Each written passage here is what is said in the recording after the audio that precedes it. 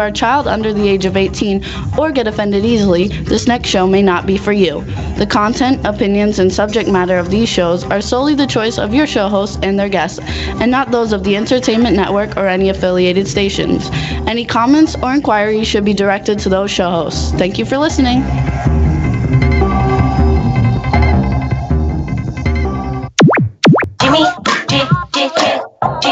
Jimmy, this is MTL3. I'm just chilling. Jimmy saw you sitting down at the where every man them are thinking. What are we gonna be wearing? No, Brandy. Liverpool MC, you can't trust me. Big up the girls inside the party. Let's get down to crazy. Always love the clothes of Jimmy. Wanna be. Celebrities. Take you. Hello. What's up, everybody? Welcome to the Jimmy Star Show with Ron Russell, bringing you the good times in music, fashion, pop culture, and entertainment. We got a fabulous show for you guys today. Before we get started, let's say hi to the whole crew, starting off with my cool, outrageous man about town co-host, Mr. Ron Russell. I feel like shit. That's nice. Oh, see, I didn't want the big dog to come in here. The desert is gorgeous. You know, we live in the middle of the Mojave Desert. That's where Palm Springs is. And the desert has never been more gorgeous than now because of the rain we've had. We've had rain like it was in London. And the flowers have bloomed and everything is blooming. And now my sinuses are blooming. And I have a stuffed nose because I'm allergic to God knows what. And the dog is going to knock over all of the lights, and we're going to be in the dark. Sit. Shazam, sit, boy. Sit, Shazam. We had all the dogs in this studio. Sit, Shazam, sit. Okay, keep talking. Let's say hi to everybody. Anyway, my throat. So forgive me if you see water pouring out of my nose. It's called snot. And if I cough, it's because I'm on my way out. On your way out. That's nice. From sinus attack from plants in the desert. Let's give some shout outs to the team, starting off with at our W4CY studio in, where are we? Wellington. We've got Danielle. Hello, Danielle. Hello.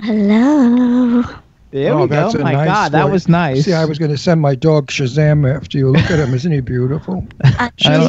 Shazam, you're on television. Eat that little girl, Shazam. When I bring you to Florida, you attack her and chew her to pieces. Okay, Shazam? Probably. You gotta love it. Okay, go ahead.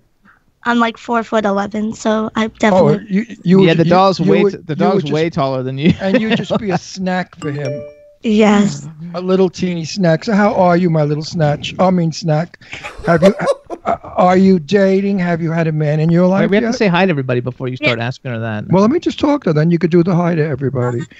Are you dating somebody? All right. Well, let Jimmy do his thing. Then we'll get back and hear about your date. I'm excited. Then we want to go to Philadelphia and say hello to Scott from Rock Titan TV. What's up, Scott? Hey guys, how you doing? Good, Scott. We're absolutely And by fabulous. the way, Scott, it's getting better every week. You're really doing a great job. I'm happy. Thank you, Ron. Your happiness is my goal. There you go. You got to It's everybody's goal. It's the goal of our audience, actually. We want to make them happy. That's why we sit here like two morons every week for free. I actually think our Scott Page show and last week's show came out the best out of all of them that we've done. They're looking really, really good. Right. So and we got over 3 million plays on one of them. I'm sitting on a pillow. Okay. That's why I'm way higher than you. You know why? If you sit on a pillow, your belly doesn't stick out. See how my stomach looks flat? He's saying that mine looks fat. Well, no, you just look about 7 I lost 3 months. more pounds, though. Yeah, but you look 8 months pregnant. So. Oh, well, I can't do anything about it. I'm having a baby. Sit on a pillow. It elevates you. And look, I don't have a belly in real life. But on film, when I slouch, it looks like a big old stomach. See how nice? Look, I've got cleavage, too. See? Cleavage. So also, we want to say hi to our chat room. What's up? We got Illy from Estonia. She says we look super. I'm not sure who user KHIBB is. That might be Goddess. Hey, Goddess. It might be Eileen. I think that might be Eileen. Eileen, Goddess, whoever you are. Hi. We have B. Claudia from Germany, which I spoke to yesterday on the phone. She speaks such beautiful English. She's so fabulous. So B, hello. Hang on. How come I never get to talk to these people? Because I do business with them and I talk to them. Oh, so I'm not like registering right? You're always, and I talked to Angela last night, so we want to say hi to Angela. Yeah, and I was naked. I just came out of the shower, and I was going to ask Jimmy something, and I walked into the studio, and I didn't know that he was face I was FaceTiming someone, and So just he walked in yells naked. out, "Ron, are you naked? Stop!" And I stopped because I didn't want Angela, to see me naked. Then, she'll be sending me dirty emails and talking dirty to me on the thing after she sees the anatomy. She's going to say, "Oh my God, Kong is here." And so that's Eileen. Eileen says that's Eileen. Eileen, that's you. I'm going to blow snots. B, at you, refresh your page or something, because everybody else seems to have us fine. So it's not our side, I don't think. I think it's yours, because she says she has music and no show. I'm not sure. Also, you guys, hit the ITV button. Hit the ITV Must button. you shout? I'm not shouting. Yes, you are. Must you scream like a queen? I'm not screaming. A screaming queen. You are. I am a screaming queen. Yeah, but must you scream into the microphone? It's a microphone. It enhances your voice. And I'm holding it down here because Yes, that's where you should. So everybody, hold it. listen up. Hit the Oh my ITV button. God. It's not loud. I can't even hear it. Hit Because the ITV button. You know why you can't hear it? Because when I get in your car and I start it, the music is so loud. You have That's not damaged loud. your I haven't high. damaged You my- have damaged your high frequency. How come that when we're talking to people, I always hear everything, even when they're whispering? You have damaged your high frequency hearing. No. Anyway. Yes, I want to warn you kids out there, all that boom, boom, boom, boom in your car is damaging your high frequency. When you're about 40 or 50, you will be tone deaf. That is a fact. It's been written about doctors, so do not boom, boom, boom now. Hey, Scott or D, real quick, can they hit the ITV button to see everything, or do they know to go to the YouTube? Wait, ITV? Wait, shh. ITV? Please, let me get an answer. Well, I have to show this ITV. microphone right Do down you guys your know, throat. can they go to ITV, or do they need to go to Talk 4 TV live stream on YouTube? I think you can just hit the ITV button. Yeah, ITV All right, should be good. All right, Yeah. you guys, all you got to do is hit the ITV button on the top of the W4CY.com thing, and you can see us live. We have a great show for you guys today. It's going to be so much fun. We have Calico Cooper coming on. I actually met her at a movie premiere in LA in December. Wow, isn't that exciting? And she's super cool, and she's the daughter of Alice Cooper, and she's got a cool band, and she's in all kinds of cool horror movies. I She's can't wait. exciting, but your meeting her is boring. No, it's not. Yes, And it then actually, I had a great conversation with her. And then Great conversation. Duh. Hello, my name is Jimmy. What's yours? That's not true. I met her father. I think they might have a house in Florida or something, because I met him in Florida many years ago at the store next to my clothing store. I know I am not boring Why do I love you so much? because I'm fabulous. I really sometimes say to myself, why am I with him? Why did I marry him? And why do I love him so? Because he really irks me, like you, baby. Daniela, Danny, listen, I want to hear about the boyfriend and the date. There's no boyfriend. There's no date. There's just kind of a fun cop buddy that I have. A fuck friend? Yeah. I'm That's too, good. I'm You're too, a little trampolina. No, she says aren't she's you? too busy to have like a steady boyfriend. She just needs to get her needs met. I know that. That's a little trampolina. I That's mean, good. come on. You have a fuck buddy? That's Yeah. terrible. Is he cute? yes. Is he hung? Yes. Oh my God. Give me his phone number. I'll give it to Jimmy. No, you Yeah. won't. I don't need it. I've got you. Anyway, Danielle, I'm happy that you're getting it. I mean, because, young girls that don't get it, they get pimples. Yeah. Let me So I tell you, bet it's ve- you don't have one pimple, I bet. It's very convenient. He lives 10 minutes down the street. He's a cop. He comes with his own uniform and handcuffs. Girl, Oh my God. So she gets it when he's in uniform. What does he do? Arrest That's like you? a super fantasy thing. I know he arrests her. He handcuffs Ron would love her. that. And then I had that cop in Pennsylvania. What are you kidding? There was a cop in Pennsylvania, handsome. And I thought he was a little bit weird. And as time went on, he came on to me because he was married, but he liked playing around with older men also. And of course, I dismissed that because I was married to Jimmy. But it would have been a great fantasy to make love to a cop with handcuffs and a gun. I mean, it's kind of a sadistic, sicko thing. But you're kind of sick and sadistic. So I Yeah. guess it works for you. yeah, I mean, it's not like I'm trotting around town with different men. It's just one man, and he's a busy guy, and I'm a busy girl. So kind of just like whenever we can, that's just what it is. But is he married and just cheating on his wife? Tell the No. truth. No, Huh? no. Oh, not- he's single? Yeah. Well, maybe he's marriage material. Eileen it says go Danielle. Well, look what's talking. I mean, please, God, save me from Eileen Shapiro, that every man she's met in California is looking to bang her. I mean, who wants to put her in a motel? She gets love letters from some fag friend of ours. I mean, this guy is as gay as they come, and he sends a love text us every day how he wants to do her, bang her. I mean, I don't know what that broad's got, but boy, the men just go crazy for her. No, seriously. She cleans up all over. Must be those big bazooms she's got, 48 double triple Ds. Anyway, so maybe you'll marry this cop. I doubt it, but we'll see. He knows he's a hot looking cop, so he's got like that douchey persona for him. So he knows he's the shit. Yeah, he does. So he's banging the neighborhood. I don't know what he's doing, but it's not. I know what I'm doing. It's not my issue what he's doing. But when we see each other in public, he just looks at me, and I'm just like, "You're such a douche." Sometimes he's like, "I know." I was like, "You can't just say hi to me properly. You got to yell across the bar, woman." He's like, "Yeah." I was like, "What do you say?" I'm just not going to answer you. He's like, "I doubt it." I was like, "You know what Eileen you do?" says, "Thanks, Ron." Wait, you know what you do? Honey, the next time he does that, don't wear panties and turn around in the bar, point your ass at him and lift your skirt. And then scream, "Kiss my ass." Yeah, I guess I could do that. No, don't do that because he might get mad and then you won't have a steady thing. It's always nice to he have may a steady get horny thing. and run over and start kissing her ass. You never know. I doubt it. Like, I doubt he's going to be that type. Those like, douchey guys don't do that. What? Those douchey guys don't do that. Men do everything. Men put their tongues everywhere. I mean, so I'm told by most women. He like said something to me the other day. He was like, "Are you home?" I said, "No, I'm out." And he's just like, "Oh, okay."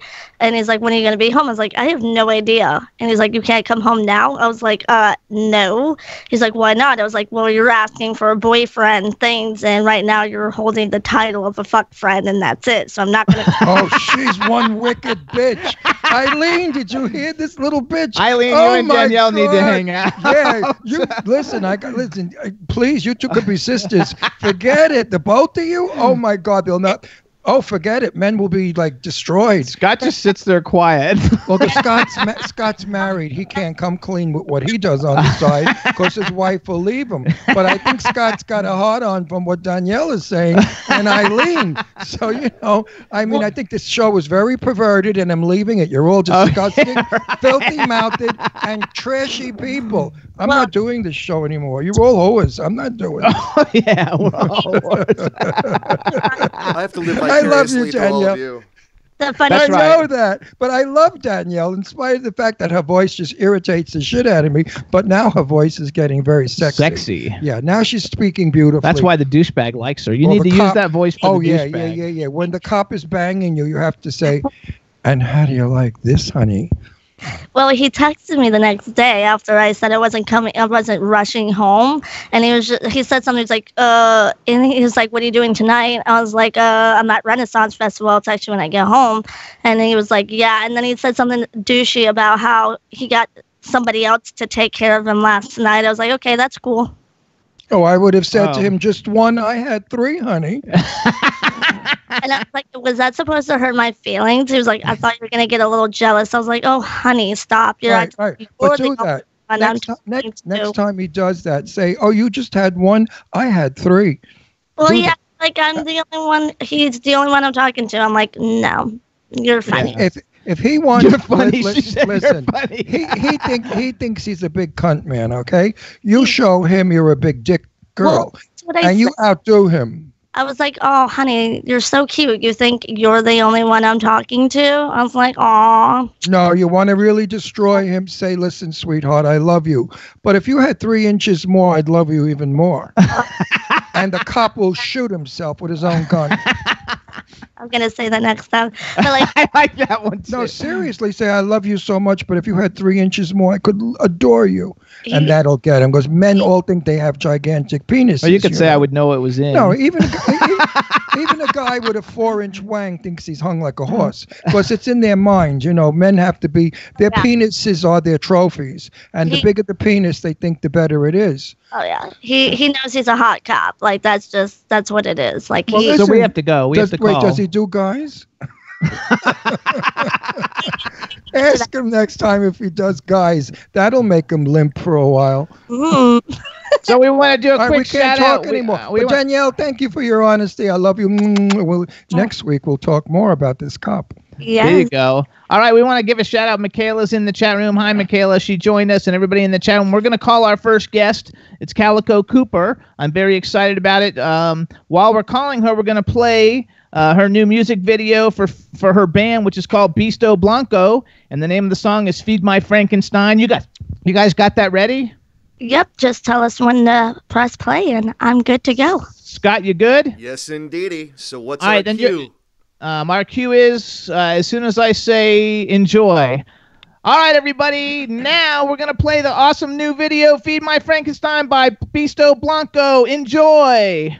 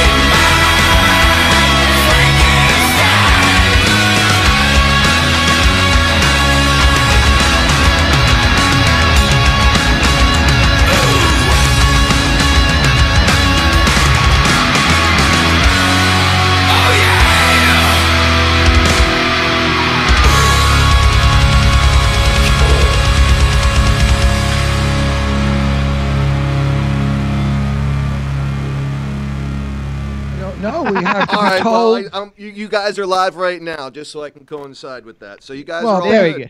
go. All right, everybody. So that thank was you so very much. That was Feed My Frankenstein by Bisto Blanco. And on the line, we have Now- the incredibly gorgeous and talented Calico Cooper. Hello and welcome to the Jimmy Star Show with Ron Russell. You're so Ooh, I nice. had such a hard time getting all that out. Yeah, but That's a massive title to wrap your mouth around. Absolutely. I don't want to. Ron could do it because he wraps his mouth around things good. Oh, bullshit. You wish. You wish. That's your prayer. You fucking wish. We're married. We're actually married. Yeah, so- and 'cause I'm not going to talk to this guest at all. I refuse to talk to this guest, even though she's gorgeous and beautiful and sexy and has the strangest name. I refuse to speak to her. You know why? Why? Because she didn't take a picture with She didn't you. take a picture with me, little snot. Yes, you know what I distinctly remember? I remember you coming up to me so kind, so demure, and saying, Calico, may we take a picture? And I said, get out of my face. Leave me That- alone. Then she took one of her high heels off and hit me in the back of the head with it, knocked me down the stairs. And then you tried to put it on. Well, it was too Fair, that was small. very expensive high heel, so Yeah. Well, the high heel was much too large for my dainty little foot. Anyway, Calico. First question: what's with the Wait, cal- wait, wait. We have to what's finish with the introducing Calico? everybody. How'd you get the name Calico? So my parents are super into the Western sort of like culture, like, you know, cowboys and Indians and kind of thing. And so my brother and sister and I all have very Westerny kind of names. And Calico was actually a ghost town in the middle of the desert that burned down. I know the town. I know Calico. I was there when I have pictures of it. I thought you don't were, you were there when it burned down. I was like, you're not that. No, I was gonna go there. You just blew my joke, you little thing. But you stepped on my line. But anyway, so what's your brother's name? No, hang on. Wait, Oh, wait. wait, what do you want from my life? Because we have to introduce her. We got chat rooms. We got people on. We have D. We have Oh, they everybody. know who So she this is. this is my co-host Oh, Ron Russell. She here we doesn't know go. you, so say hello. I'm not even speaking to her. Don't do it. Don't Okay. force me. Then we've got the behind the boards people, which you know Scott from Rock Titan TV. Say hi to Scott. Hi, Scott. Hey, And Calico, great to see you again. And then in Florida And we that's a have lie. Danielle. Hello, gorgeous. Oh, listen, she's like a dyke now. I love it. People, I do. Oh, gorgeous. I So love it. gorgeous. Danielle, you don't quit from cops to dykes. I love it.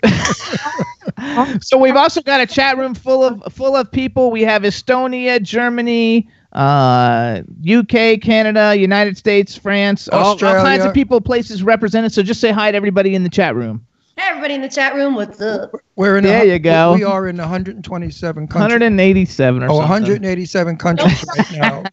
So smile for the camera. You're in 187 countries. There you go. She's a beautiful girl. Now I want to know the names of your brothers And sister.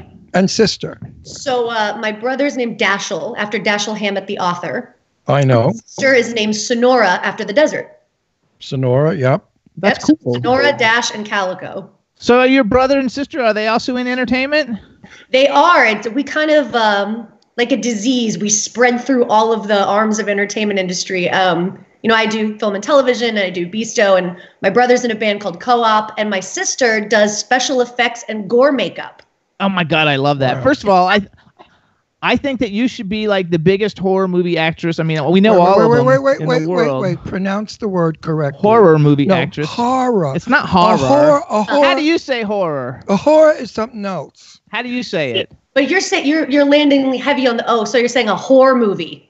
Yeah. So how do you but say it? what it sounds like is you're the biggest star of horror No, movies. she's not. She needs to be. No, but She wait a needs minute. to be. Horror movies. In Brooklyn, we say Hua. horror. We really know how. We really know how to pronounce the word horror. And horror is horror. To be fair, a lot of times hua and horror do go. That's And- true. Yeah, but we don't want people to think that you're going to be the biggest horror star.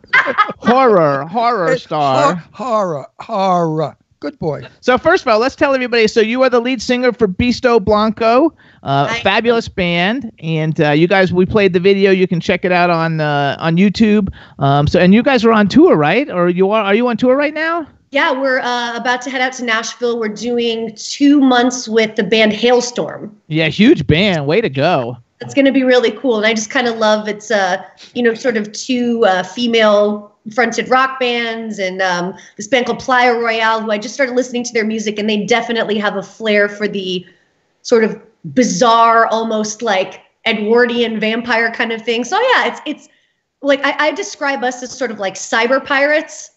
You know what I mean? Like a Viking cyber pirate band. This other band is like this sort of lace having, cool, edgy rock band, and then Hailstorm, which is just black leather and sweat. Like awesome. Freaking like love Hailstorm. What was the name of that pirate group in the movie I did? Oh, that's terrible. I don't know. I know. What was their name? We did a terrible movie called Croaker, and they had an actual pirate band that was like a pirate band, but their music was more like like shit you would see like on Pirates of the Caribbean. It was terrible. Ho, ho, ho. Ho, ho, ho. Yeah, ho, ho, ho. It was Yo, freaking ho, terrible. ho, and they were singing away, and I had to It was the worst thing you've ever sit through seen. that for days of shooting. Then you're also going on the Mega Cruise with Megadeth, right? The Mega Cruise, which is so awesome. One of my favorite bands ever is this band called Danko Jones.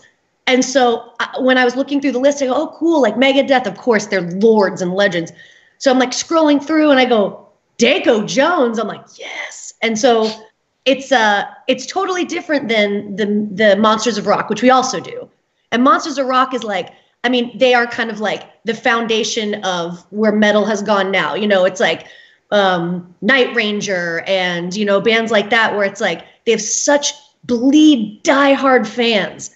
And I just love watching these fans come out in full effect and support. Now, this is taking a little more of a metal turn, which is interesting because Beasto really does do both. We do glam, we do heavy metal, we do theatrical rock. It's so easily plopped anywhere. I mean, we could probably plop us down in the middle of Disneyland and we'd scare some people. That's a great heavy metal band. People go, it's black metal. And I go, sorry. My apologies. I think that's terrible. I think so. It's Everybody music. calls it what they want to call it. I call it noise. Noise, all of that. Noise.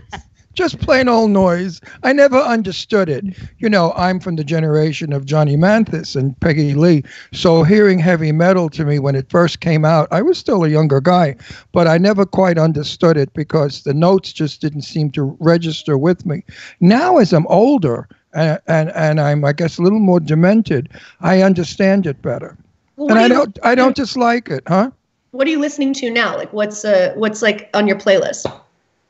Oh, Johnny Mathis, Peggy Lee, Mary Wells, all the He old listens to a lot greats. of people that we have come on the show. Like a lot of times he'll listen to them because we usually have somebody, Oh, yeah. My favorite one right now is Bobby Eakes. And Bobby Eakes lives here in Pennsylvania. And where am I? Palm Springs.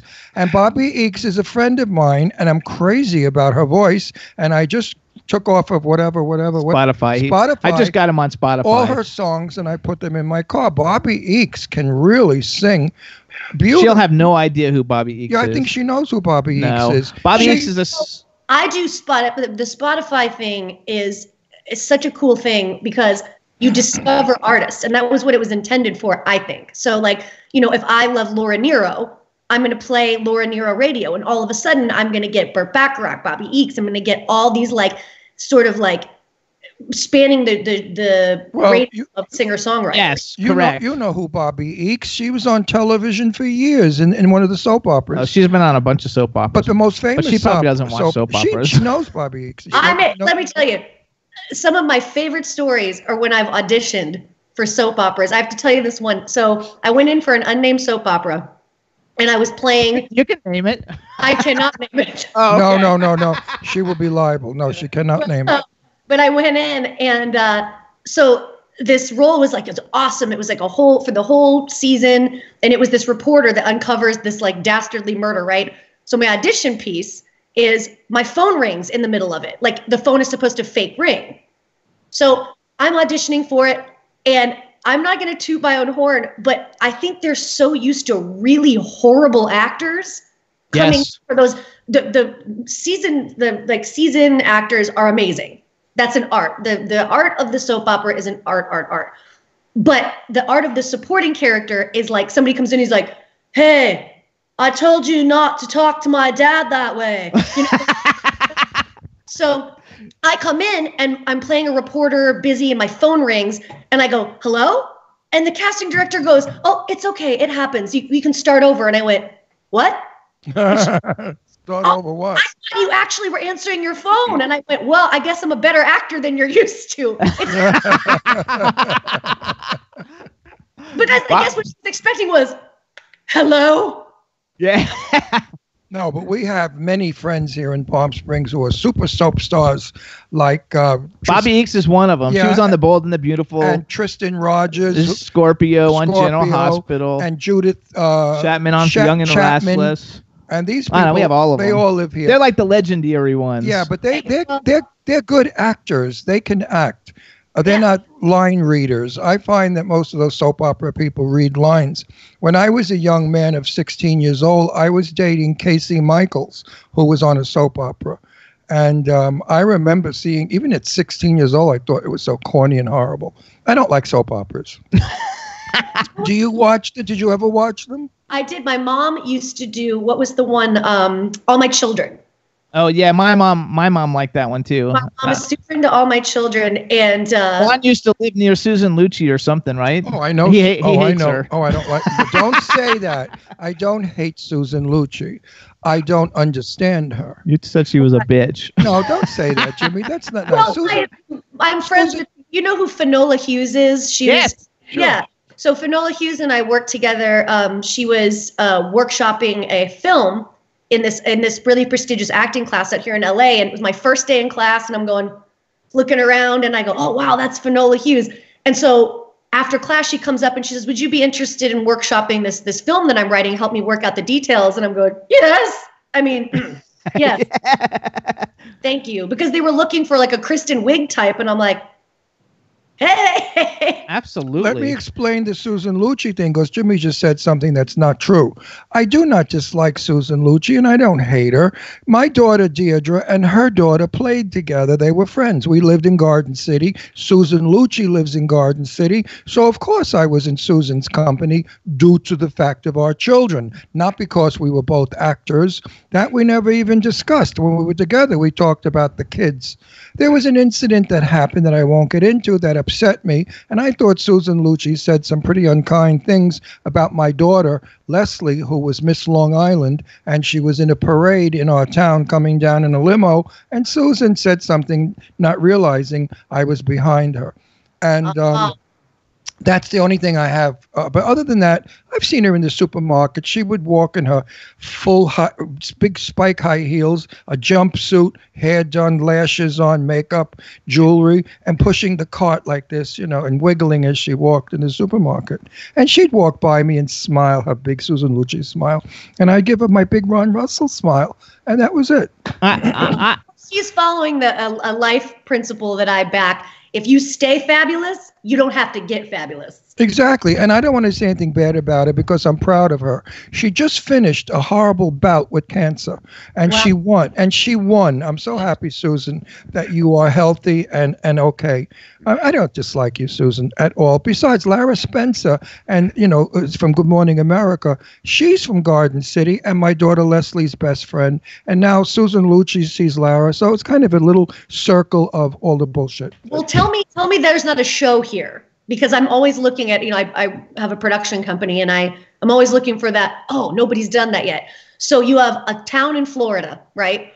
This is Garden City, New York. Oh, New Long York. Island. Garden City, So, Long Island. Let's say Long Island, right? And these really famous soap stars retire there, but they all retire in this one community. So the show I want to watch is how they stay themselves. They can't let it go, but they have to exist in this small town with these big personalities. We could do it here in Palm Springs. Yeah, everybody's in Palm Springs. We have about 6 or 7 soap opera stars that ones. live here. Big famous ones that have been on soaps for like 1,000 years.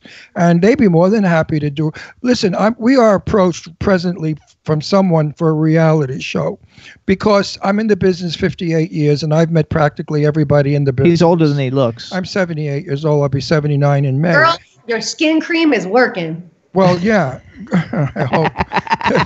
Anyway, I had a TV show, Set the Record Straight. I interviewed the legends of Hollywood. My dog just moved the camera. Shazam, get off the wire. Get off, Shazam. Okay. Okay, now we're back. Shazam. Shazam, 130-pound He's going to disconnect us. Fila. He's a master, bull master All right, Fila. hopefully he doesn't move. No, anyway, so I interviewed celebrities like Jane Russell, Lauren Bacall, Betty Davis, all the big stars of yesteryear. And I forgot what. Oh, yeah, and I know a lot of people. So this producer wants Jimmy and I to go around and just visit our New York friends, our Hollywood friends, our Palm Springs friends, because we have wild parties. We're crazy people. And the show would be fun. But they wanted me to give up and Jimmy to give up this show because they didn't want it to confuse the other show. And this is like our freaking And baby. this is our home. W4CY has been very good to both of us. And we get cool people like you, and everybody And likes coming on the show. There's no way I'm ever giving up this show for the unknown. Right. Because we have a proven track record of 4 million weekly viewers. Do you so- realize you're on the #1 show of this kind in the world? Jimmy and I have won that award. You're not aware of that. You're talking to big shit people here. We're big shit. Anyway, you're adorable. I like you. So go back. Wait. The next time I see you, I want a picture kissing you. So on you the guys, cheek, I on the cheek. actually met Calico at the Hanukkah premiere, you guys, and I she like was Calico. She was with Chuck Garrick, who's also in your band, and Bisto Blanco. He's also in your dad's band, right? Yeah. Chuck and I, we met when I was on tour with Alice. I did that tour for 12 years. I played the nurse and Cold Ethel and all that stuff. So that was kind of my foray into this. And Chuck, came on maybe like 2006, and we met, and we just instantly creatively were like, oh, you're a crazy person and I'm a crazy person. Love and it. His idea was, I want to do a band that's like Sonny and Cher, but like post-apocalyptic. And I go, Deranged and wonderful. Listen, who's your father? Alice Cooper. Go away. Yeah. This is Alice Cooper's daughter? Yeah. Are you shitting me? He doesn't know. He doesn't read any of the press of any guests coming on because he likes to be you're surprised. Alice Cooper's daughter? Indeed, I know.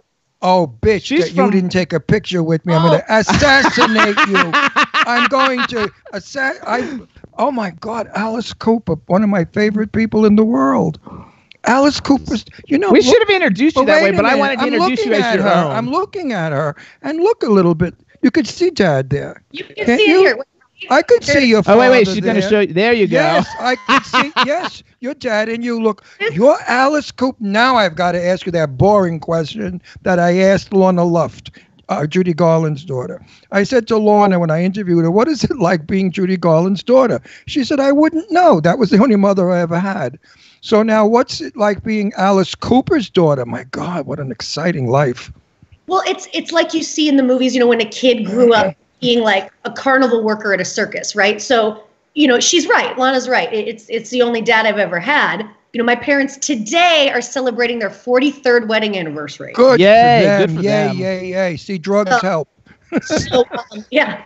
So I was super accustomed to seeing things like guillotines and serpents and all kinds of things. That wasn't shocking to me at all. And then my parents made a really smart choice and said, you know what? We're going to put her in public school because she has this extraordinary life and is so accustomed to seeing, these extraordinary things. She needs to be able to take a punch and to defend her milk money. You know what I mean? And that kind of stuff. So they on purpose put me in a public school. To be real. Yeah. To be real. Yeah. Yeah. I love it. And to where, nobody cared. In private school, everybody had a rich and famous parent. So it was just like, and I don't think that that's as much as who they wanted me to associate with, because I was already hanging out with, people that were surreal and people that were considered famous and the whole thing. But I didn't understand the context of that word really. And so, they had me go to public school. I ran on the track team. Everything like that. And I mean, I got in fist fights and I learned how to live a very normal, real life. Like real people. I lived in Beverly Hills for many years, and both my children went to school in Beverly Hills, in the public school. But my daughter Deirdre and Angelina Jolie grew up together as best friends. And Angie's mom, who I loved very much, said, Angie will go to public school always. We don't want her in the private school with the rest of the kids that are affected by their Hollywood parents. She went to school with Liv Tyler, too. With Liv Tyler as well. So I met him, the other guy. What's his name, the father? Steven Tyler. Steven Tyler. Anyway, nice guy. They live down the road from us. Anyway, so let me go back real quick. Wait. It pays off because both of my children were raised normal. And they're streetwise, just like you. And you have definitely got a personality that you would never have had if you had bullshit up your ass and you felt like you were the queen. You have a real down-to-earth, honest, sincere personality, and you're okay in my book, Toots. Thanks. That means a lot. Oh, no, I met the phony bitches. I mean, I got to tell you. I won't name who, but, well... No, Eileen says... I'm good friends with Lana Turner's daughter, okay? Oh. Cheryl Crane. And Cheryl was also another chick that was down to earth and honest. But a lot of them that I know, celebrities' kids, they're drugged up to no end. They're neurotic. They're insane. Can I tell you why? Yeah. I know why. Okay. I do also, but let me hear your idea. All right. And this is just an opinion, you know, being in the shoes I'm in. I feel like those that I'm friends with, that I've grown up with from childhood to now, where you have no baggage when you're a kid, and I watch the baggage compile on them, I think what it is a comparison. And they are under a microscope to do as well as their famous parent, or to do something as big or life-changing as their famous parents done.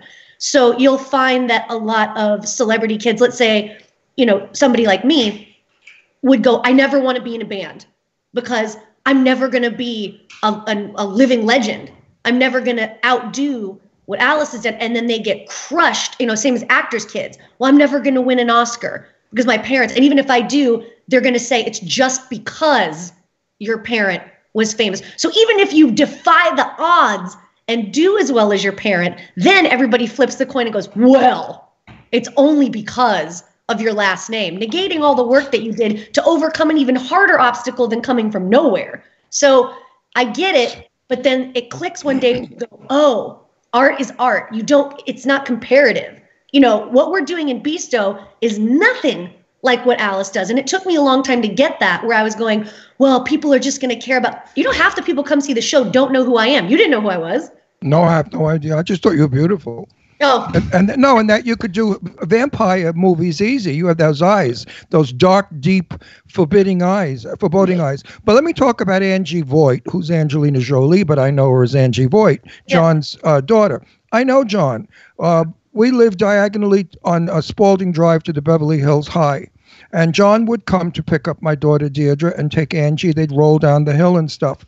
And then he would say to me, oh, Deirdre is such fun. She has such a great personality in front of Angie. Angie never had a good relationship with her dad ever. He was very cheap about giving them money. They lived in a very modest apartment that they rented in Beverly Hills on Roxbury Drive. Angie came to a birthday party of my daughter's with Mary Jane shoes that were white, that were scratched, and the dress was sort of really machine washed. So she was never given the privileges that a father with a lot of money would give. Angie is I love Angie, by the way, and I defend her whenever I can. Her tits are her own. Her lips are her own. Everything on that broad is her own. There's nothing fake about Angie. Her personality's not fake either. She's like me. She tells it like it is. She's not a liar. She tells the truth. But she's the loneliest girl in the world. Mm-hmm. And if it wasn't for her mother, who gave her great love, she probably would have killed herself by now. Now, one more thing. Jane Russell, my best friend for years, my buddy, when she passed away, her son did not allow any of us at her funeral. Not Terry Moore, not Esther Williams, no, not Arlene Dahl, none of us. These are major movie stars. Why? He hated Hollywood because he never had a mother. Jane Russell was a star, an actress. She was never a mother. And she told me this. She said, Ron, I was probably the worst mother in the world. She was drunk all the time. She was partying. She never cooked or cleaned or did anything that a mother would do. So these children of Hollywood famous stars feel that they lost a mother, and they didn't want this make-believe sex symbol. So what do you think about that? Well, I think, you know, I and I'm even different from my brother and sister in this way. I had the holy grail of upbringings because my parents are still in love after 43 years, right? Who does that? Beautiful. That's so beautiful. That's beautiful. And they're both hysterical. They do not take themselves seriously. You know, like they love and respect each other. But I remember being in high school and coming home all high schooly and hormony and going, oh, this guy that I love asked another girl to dance and I just want to die. And my parents, instead of sitting me down and going, honey, it's going to be okay, they would reenact the guy asking the other girl to the dance. And like, so they're like, no, Kevin asked the girl to dance. I'm like, That's good. That's good. But it taught me a sense of humor, and I was like, "You're right. It doesn't matter." And so it's that and coupled with my dad took me out when I was 18 years old. He said, "Callie, I want to redo the Alice Cooper show," and he's like, "And I want to restore it to its former glory and do all of the theatrics and the characters." And he says, at the time I was a pretty accomplished dancer. And he's like, you're very funny though, too. And he's like, and this has got a modicum of vaudeville in it. And he's like, would you be able to, jump in full time and be on the show? And I go, yeah, no, I'd love to. All I was thinking about is 18 and I get to travel the world, right? And my dad's with me, which I didn't realize how important that was going to be later. But, 18, so I'm all over the place. I'm responsible for my own bus call. I'm responsible. Nobody's wiping my butt. Nobody's telling me, like if I miss the bus, they're not waiting. I find my way to the venue. You know what I mean? Like it was like a hard bucket of water in the face to go, oh, I'm right in the workforce. I didn't go like to college and go, let me get my feet wet with this. It was just like, psh. And so I was the only girl with 40 men. So learning to navigate that too, I was like, and so but I learned a lot about like being professional. I learned a lot about my dad. I learned a lot about men. And I learned it in such a way of not when your girlfriends tell you, oh, well, guys like this and they don't like that. I'm watching this go down and I'm learning how the world works in this small bubble. And so after 12 years of doing it, he let me run that show. Like the first 2 years, I mind my P's and Q's. I'd seen the nurse done this way. I'd seen the ballet bit done this way. I'd seen, the go to hell whip bit done this way. So I was very careful to like not upset him or the fans. And then I started kind of growing teeth and fangs. And I went, what if I did this? And what if I did that? And it just took a hard left. And people were loving what I was doing because it was irreverent and it was different than it had ever been done before. And my dad said, keep going. You haven't reached as crazy as you can get yet. There's more to discover. There's more. And he wasn't afraid. He says, I watch you every night because I don't know what you're going to do. He's like, you don't do choreography. Why don't you do the same thing every night? And I'm like, it's a year we're on the tour. You do the same thing every night? Yeah, that would get boring. There's danger there. You know what I mean? Like, I don't know what I'm going to do. So you certainly don't know what I'm going to do. And I love it. It felt that's what makes your personality what it is right now. You are a very intelligent, outgoing, well-spoken, interesting, fascinating girl, and I'm going to invite you right now back on our show. I'm serious. I think I'm falling in friend with you instantly because you're my kind of people. No, you're like me. You tell it like it is. No bullshit from you. Fame is cool, but being liked is much better. Yeah, I really want to know people that don't waste my time. And I think living in Los Angeles. I feel the same way as you. Absolutely. Living in LA, 90% of the people you meet are, oh, you have to call me. I want to help you. Oh, my God. Well, fucking Ron hates that. I hate them all. Oh, how about this one? Oh, darling, we must do lunch. Oh. And then they say, call me. And I say, listen, fuckface, if you want to do lunch, you call me. You're the one that wants to do lunch. Yeah, I don't want to. I didn't say I want. You're the one. I should do lunch with you and I should call you. Screw you, you asshole. But those are always the big shots. I know so many celebrities of the great era of Hollywood. Who Jane Russell, number one, I bring her back. If you said to Jane Russell, "Let's do lunch," she'd turn her back and go, She hated Hollywood. She hated the phony people. She hated all the bullshit. She hated every bit of it. And that's why we were good friends, because Jane and I could be brother and sister. She was exactly like me. She had a wild mouth. She didn't care. She did what she wanted, very much like you. And you remind me of Jane Russell's personality. Jane used to call herself a cowboy or a broad. And I think you're a cowgirl or a broad, too. I think you're a broad said in the most complimentary way. I have always loved that term. Yeah, you're a broad. I like you. We could hang. Yeah, definitely. No, you're my speed. I don't care for pomp and bullshit and phonies and like you said, I can do for you. When they used to say that, "Oh, your show," I'd say, yeah, go fuck yourself, and I'd walk away. I'll tell you what, I feel like I'm surrounded by car salesmen here. Even if you work at the Gap, I go in to get a pair of socks, and it's like, "Oh, you are so gorgeous." I'm gonna shut up. I love it. Oh, I'm so sorry. I don't have a picture with you. Really and truly. So real quick, I want to do some bragging. I want Calico back again. We'll have her come back. Oh, definitely. She's great. Actually, I want to get Eileen to interview her. I want to get Eileen to interview her. Yeah, we're gonna push your buns, honey, to the max. I'm gonna push you big time. I have a company called World Star PR, and we're like we got named the best music publicist in the country. And my partner is Eileen Shapiro. And she's super cool, and she's typing in here. She writes she's typing to everybody. Here. She writes. No, she's typing in here that she has one of your dad's straight jackets, and she'd love to interview you. And so so I'll send an email Eileen and hook it up that she can do like an interview, because we write for everybody. Eileen is the queen of journalism for rockers. She's dear friends with Adam Ant and so many of the big. She does all the big rockers. She writes for every big rock publication, plus for the Huffington Post, and it's a free interview. You don't have to give out head or anything like you might with some of these perverted guys. But I mean, I'm going to push you because hang on though. So I want to do some bragging. Okay, so first of all, which I purposely didn't I introduced you as yourself because you've really accomplished a lot of cool things.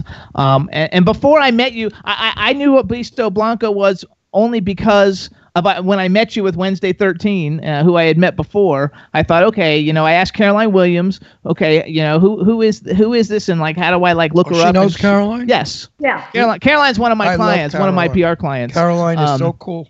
And so Caroline gave me all the info, so I looked it all up, and then Scott said he knew you, and I was like, oh, that would be great, we love like Scott. If you could like see if we could get her on the show, because Scott's fabulous. So you're the daughter of shock rock legend Alice Cooper. You're Maxim Magazine 20 hottest rock star daughters. I freaking love that. That is like so like mainstream.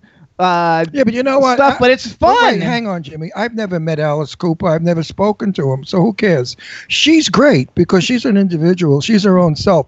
Even if she wasn't Cooper's daughter, who cares? She's great as she is. Oh, absolutely. So then she's also an actress. Besides being a cool singer and performer, she's an actress. And you actually studied acting. So you didn't just go, because I read someplace that you went to the Stella Adler Academy of Acting and studied with the Groundlings, the Upright Citizens Brigade. I mean, you've actually like put time into becoming an actress. And with good people. Yeah, I think that there's institutions in Hollywood that are still here for a reason. And, acting schools pop up, comedy groups pop up. But if they've been around for 50 plus years, that means that there's meat there's bones.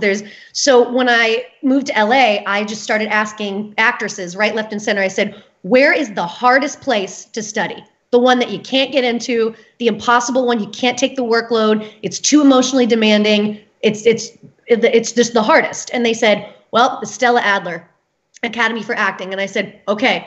So I went there and I just banged on the door and kept auditioning.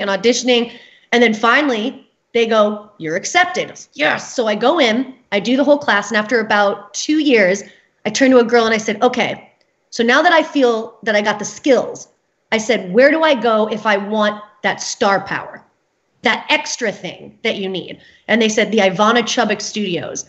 They go, she coached Charlize Theron in Monster and Halle Berry in Monsters Ball, like all these like. Wait, run that back again. The Ivana Chubbuck Studio. Ivana Trump? No, Chubbuck. Oh, can you imagine if it was Ivana Trump. What the fuck is she? I don't know how you pronounce it. Say it one more time. Ivana Chubbuck? Chubbuck. And she wrote a Chubbuck. book. Oh, I thought you said Ivana Trump. That dumb broad doesn't even know how to pull hairpins out of her hairdo.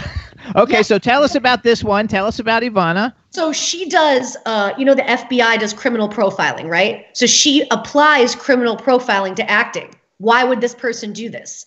And the fact that nobody's a bad person. So you're playing a serial killer, but she gives you the tools to go, why you have to. I have to. And these are the reasons that it's good and helpful and like healthy that I kill this person. I have to do it. So it created these really dynamic performances. Like I just played a pedophile in a movie. And when I first got the script, I was like, oh, no. But once I studied with her, she made me see that this person isn't preying. She teaches you how to not judge a character. So this person's not preying on the kid. This person believes themselves to be a child as well.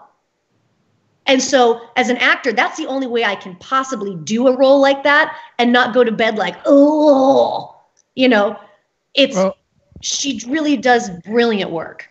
I've never taken an acting lesson, but I have learned the biggest lesson of acting in my life. I was married for 16 years, pushing myself as a heterosexual man.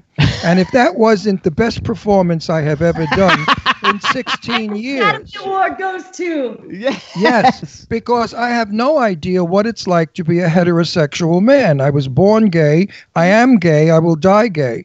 So pretending to be a heterosexual man, I had to pick out characters of friends of mine and do and say things that they did so I could fool my wife and all of our friends and let them think I was straight. We lived in that world back then, and thank God it's no longer that way. Nowadays, we could be gay and proud. But it was the best role I ever played. Do you mind if I ask you? I'm just curious as an actor. So you would look around to your straight male friends and just watch like mannerisms or behavior and just copy? Mannerisms, behavior, speech, a bunch of guys would get together and they would start to discuss one of the girls in the neighborhood. And she was a tomato, we'd call her. And she wore candy wooden shoes, backless, with cut-off jeans and big boobs and a little belly top and frizzy hair. And she'd walk down the road and all the guys would want to bang her. But she was married to a guy that I knew was gay. I mean, I couldn't fool. Oh, yeah, he was a big fag. And they didn't know that. They thought he was a straight guy, but he was gay as a lark because I did really well as a gay man being straight, not sexually, but I got more offers from what they came out of the closet.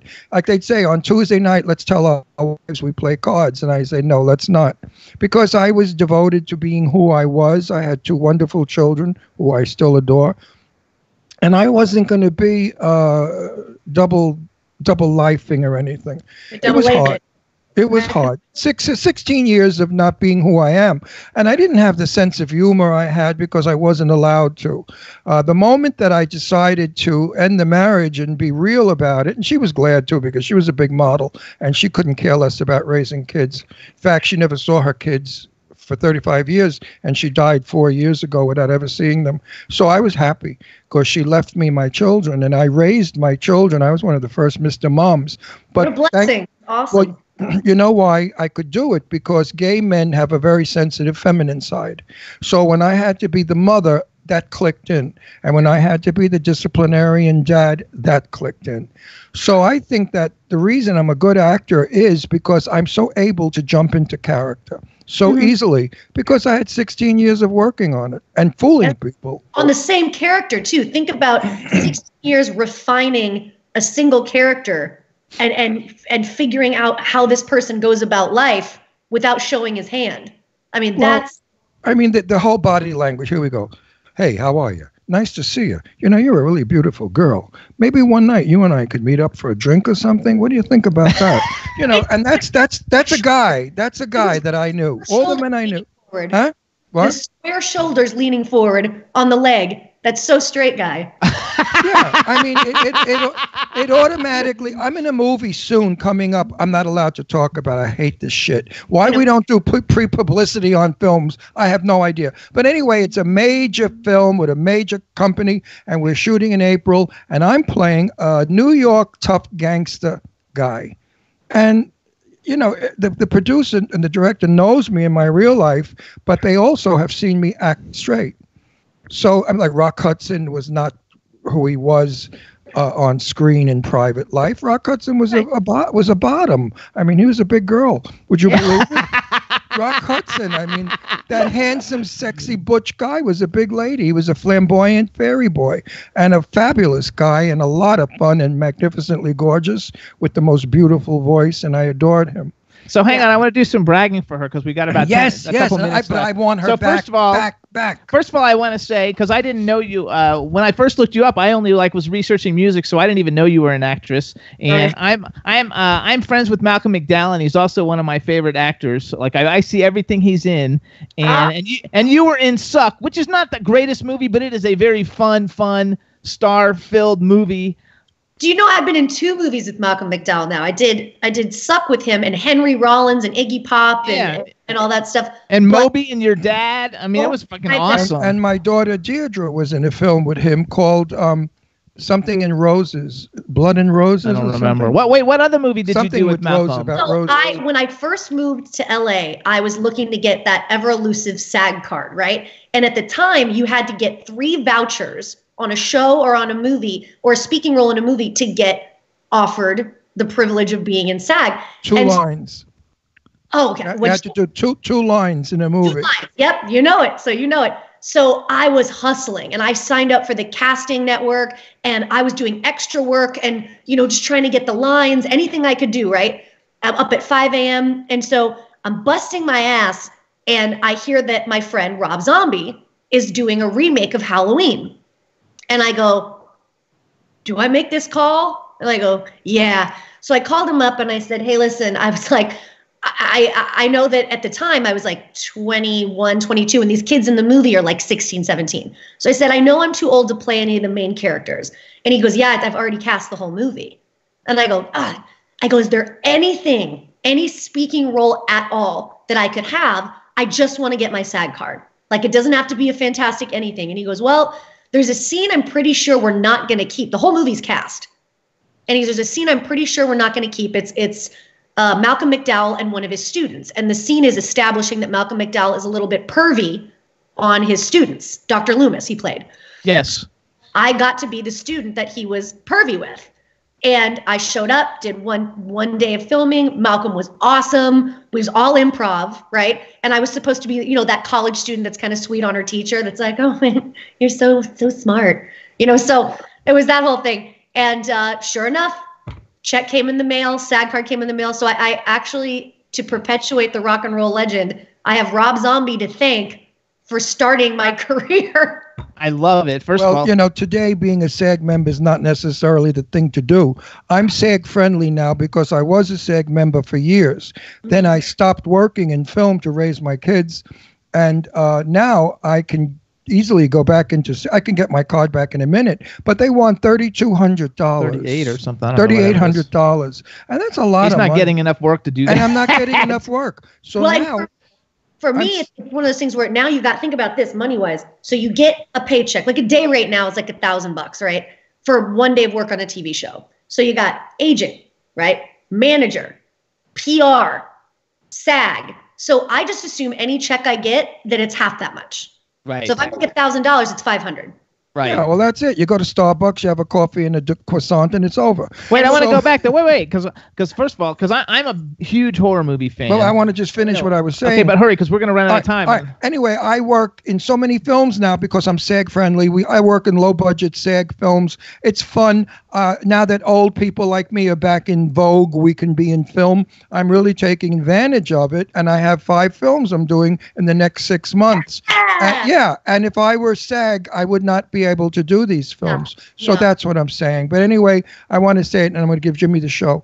I love you. No, I don't love you. That's bullshit. But I have feelings for you. I really care about you. I like you. I want you back, and I would love to see you again, and I would adore having a picture with you, and I think you're sensational, and who cares that you're Alice Cooper's daughter. Let him have his career. You have your career. You're a star in my eyes. Thank you so much. It's true. So I'm a huge horror movie fan. I have all the action figures, everything signed, because I used to be a celebrity clothing designer, and I would go to conventions and give the shit away and meet everybody. And that's how I built the show, to get famous people on the show originally. That's how I met Malcolm McDowell. And I actually work with Dave Ferrick. He's one of my PR clients, and he's the young Michael Myers in Rob Zombie's Halloween. And so I pretty much like know all the horror movie people, and I freaking like love all of it. And I think that you should get more into more horror. I think you would be like so great. Wait a minute. Do you want to do a horror movie? I adore them. I grew up on them. Okay, hold it. I am going to talk to my director and producer because they're looking for a female lead in a very high budget, good. I don't do shitty horror movies. I do the good ones. Yeah. And I'm going to suggest you. And you live in LA? I do. I'm here right now. Okay. Then I will suggest that he have lunch with you. Are you in town? Are you in town for? Are you going to be in town March 30th or 31st? I don't know if it's whichever is the Saturday. I'm actually, now that we're getting to know each other's schedules, I'm going to lesbian wedding in New Orleans. Oh, okay. I was going to say no, because Rock Against MS, I'm doing a bunch of stuff for Rock Against MS, and I was saying if you're going to be in town, like you'd have fun, because Steven Adler, a bunch of cool people are going to be there. But anyway, I want you to meet. I want you to meet my producer. Definitely. Yeah. I definitely think what you have to do. Wait, that she has the. I know. Look. I don't have a way to get in touch with her. She has the look for the part. Are you on Twitter? Are you Calico Z Coop? I am, but you know what? I'm an Instagrammer, man. Like I go on Twitter, but I just don't. I don't assume that you care what I had for lunch. So I get all my. I do a lot of promotions there, but okay. So and what are? Oh, I think I follow you already on Instagram. I'm not sure. Yeah, Calico Coop. Do I? But yeah, I'm definitely. Follow me back so I can send you messages. And if you get this role, you're in my scene. I'm in a scene with you, so that would be fun. We'll get to. So we should tell everybody too, though. Okay, so you guys can see her in Suck. I wrote certain movies down just for people to look, because we've had a lot of the people that you worked with on our show. The title is Suck. Yeah, that was the one with Alice Cooper, Iggy Pop, Moby, Henry Rollins, and Malcolm McDowell.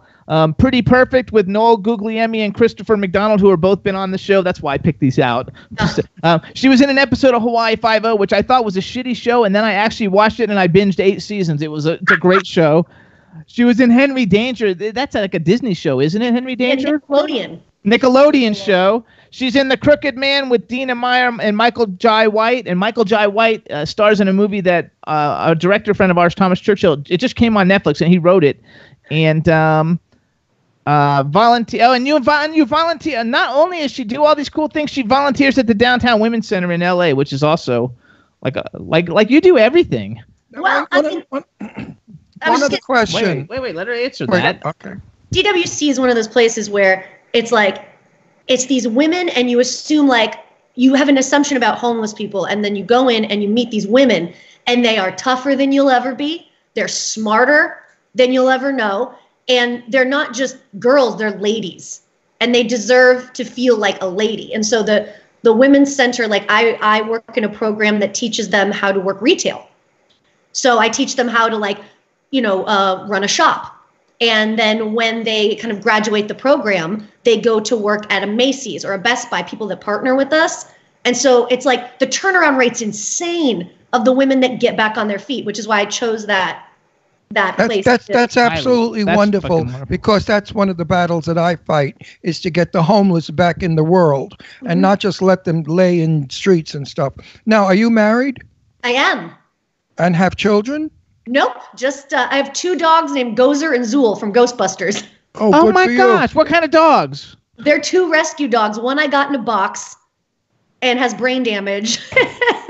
And then the other one is shaped like a C because she has a spinal issue. So she's like.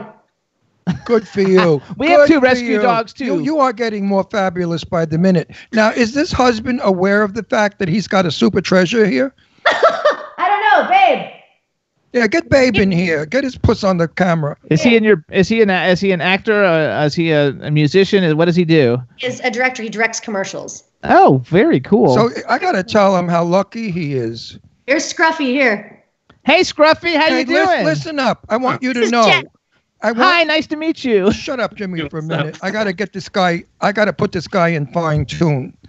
You have got absolutely not only a gorgeous wife, an intelligent wife, but a wife with a tremendous heart for fucked up dogs and fucked up people. She's just. Yes, for fucked up people.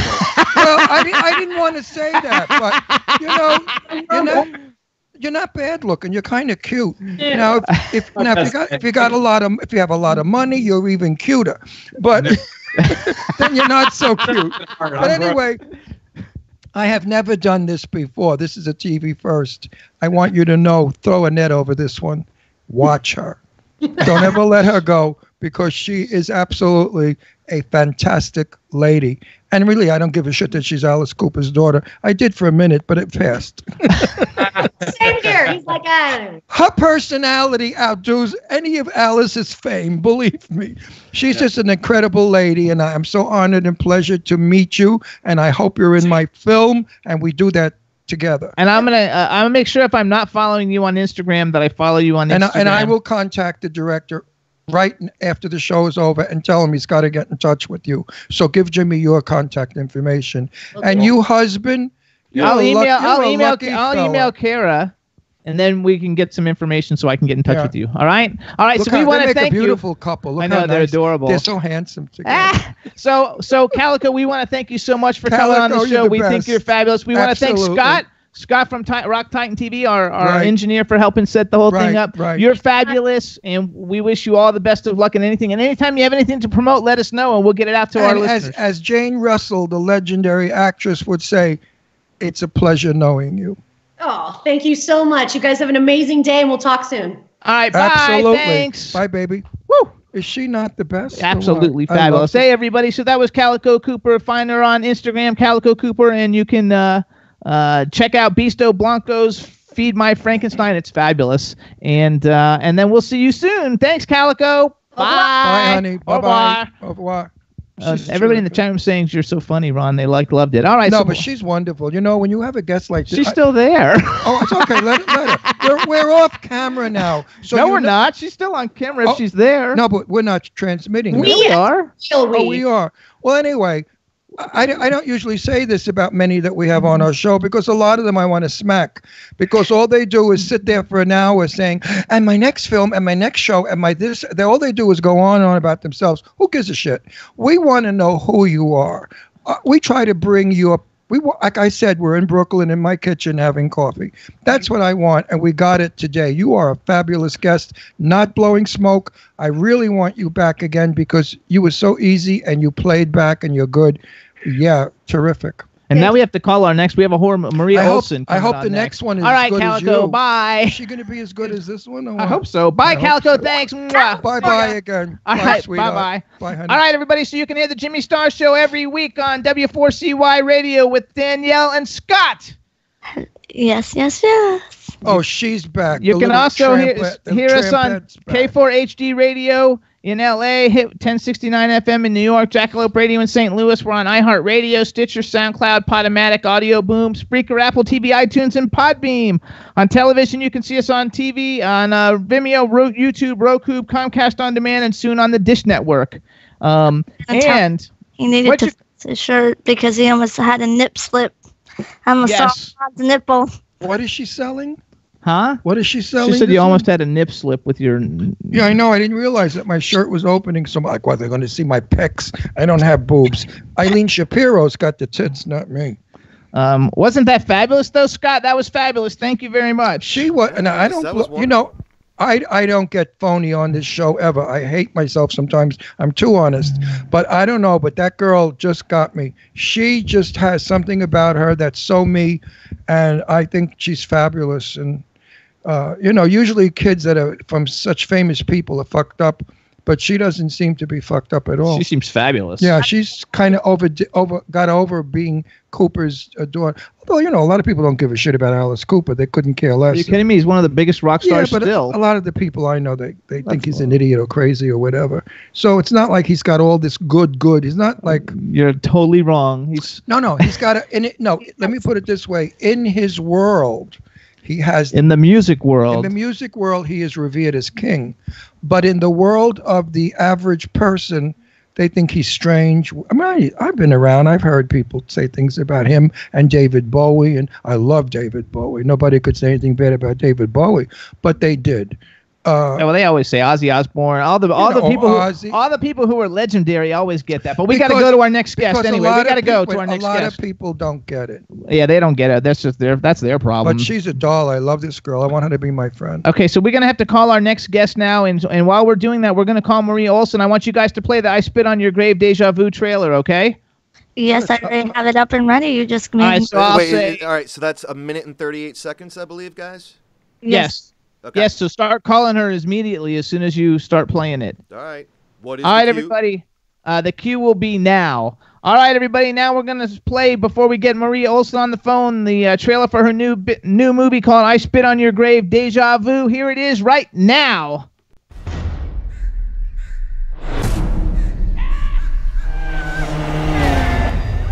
Those lowlifes savagely beat the hell out of you and left you for dead. After you seduced them, and boy did you make them pay.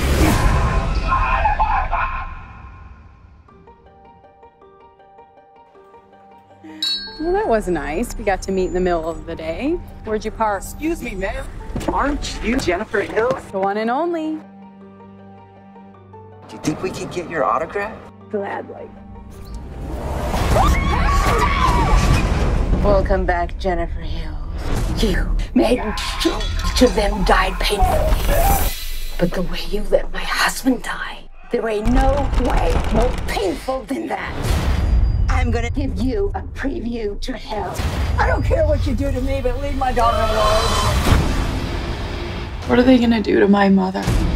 She made a hole in my heart. What have you done with her? You're sicker than your mother!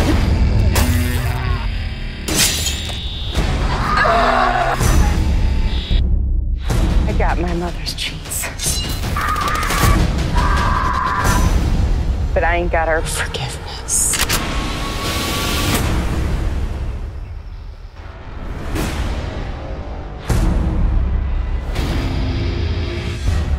Blue, you're shaded gray. We can't really see you.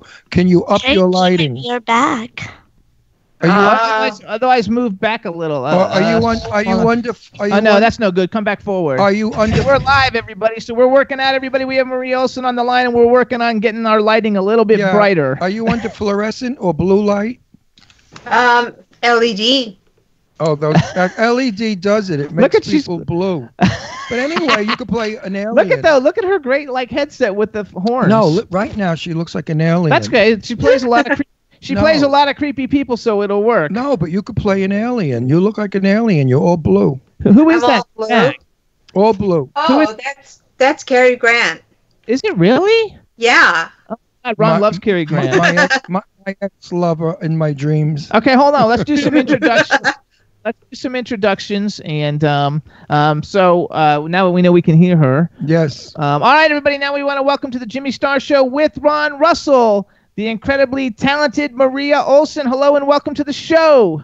Thank you so much, Jimmy. Thank you, Ron. This is awesome that I'm here, even if I do look like an alien. Well, you're blue. You're all blue. Totally blue. Not a bit of flesh color on you. And your earphones are red. And you look like you've got devil horns coming out. I have. You are just one spooky broad right now. So this is. Let me do our introductions. This is my cool, outrageous man about town co-host, Mr. Ron Russell. Hi, honey. I love the title of your movie because I had a mother-in-law that I would love to spit on her grave. She was not a nice. And then we have our people behind the boards up in Pennsylvania. We have Scott. Say hi to Scott. Hi, Scott. Hello, Maria. Hello. And in Florida we have Danielle. Hello. Hi, Danielle. Hello. There you go. And then we have a chat room with every country possible represented. So just say hi to the chat room. Hi to every country possible represented. Awesome. There you go. And look, she's got Percy Jackson's The Lightning Thief, which is a great movie, and she's in it. And that is such. I love all those. Oh, look, an Overlook Hotel, another. Look, I hope you and I make a movie together, because I'm doing all these horror films now. Actually, okay. So the reason. I'm doing 5 horror films. Actually, she's friends with people that you that know. We know. Oh, the reason that Maria came on and came into wait a minute. How come I never met Maria? I haven't ever met her before either. I've seen a bunch of your films. Why haven't we ever met you? We will.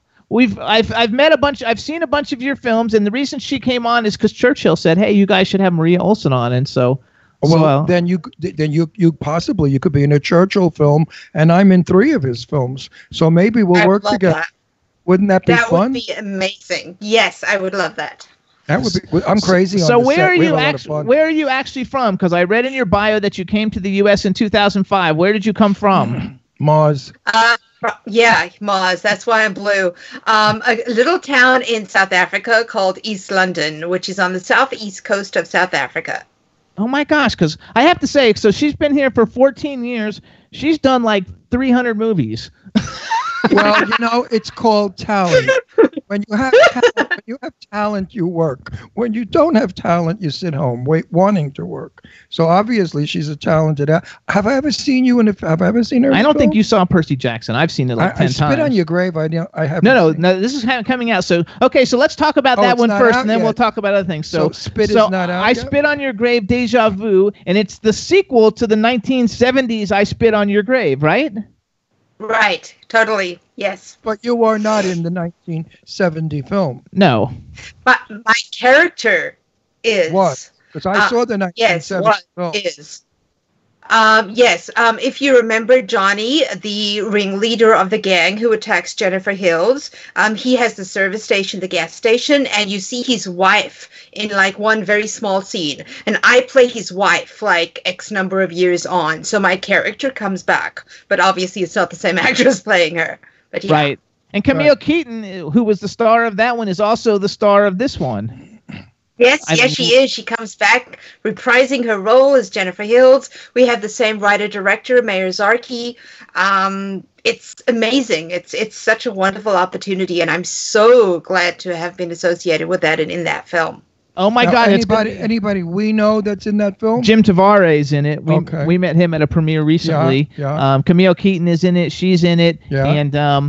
And it's fun because I like the whole series because I've seen all the remakes, and really a really good friend of Ron and ours is Chad Lindbergh, and he was like one of the guys in the original remake that they did, the big budget, remake, the good one, and the good remake. Yeah, with Sarah Butler. Yes, with Sarah Butler, and Chad Lindbergh was in that one, and he's a good friend of ours, and I'm such a big horror movie fan, so I've actually seen like a lot of the different things you do. Been in films that we've had tons of people on our show. And things that you've been in. So tell us, when is this I Spit on Your Grave? When is it going to actually come out for people to be able to see it? Do you know? Yes, I do. April 23rd, which is just over a month now. Hold on, it's the dog. Hang on. Keep talking. What are you doing? Huh? Okay. The dog's on the cord. Dog's eating the cord? Oh, she's going to get out of the studio. Okay, see if it works now. Go. Are you sure it's a dog? No, I hear me.